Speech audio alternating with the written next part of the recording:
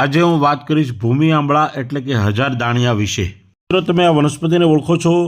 આ વનસ્પતિનું નામ છે ભૂમિ આંબળા। ખાસ કરીને પાણીવાળી જગ્યાએ કુદરતી રીતે જ ઉગે છે અને આ છોડમાં એન્ટી વાયરલ ગુણોની ભરમાર છે। આંબળાના પાન જેવા દેખાતા એના પાન છે અને દરેક પાનની નીચે રાઈના દાણા જેવડા આંબળા બેસે છે, તેથી એને ભૂમિ આંબળા અને આપણા ગુજરાતી લોકો એને હજાર દાણીઓ પણ કહે છે।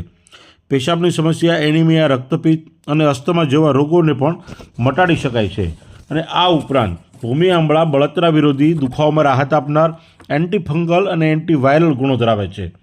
પથરી થતી પણ અટકાવે છે, જેનું રેગ્યુલર સેવન કરવાથી કોઈ જ આડઅસર થતી નથી।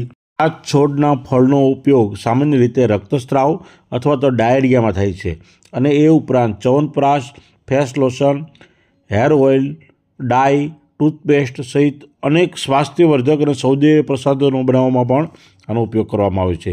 પેશાબની તકલીફમાં ખાસ ઉપયોગી છે મિત્રો, અને સામાન્ય રીતે માનવના અભ્યાસોમાં કોઈ આની પ્રતિકૂળ આડઅસર જોવા મળી નથી, છતાં પણ મિત્રો ડૉક્ટરની સલાહ લઈને જ તમારે આનો ઉપયોગ કરવો જોઈએ।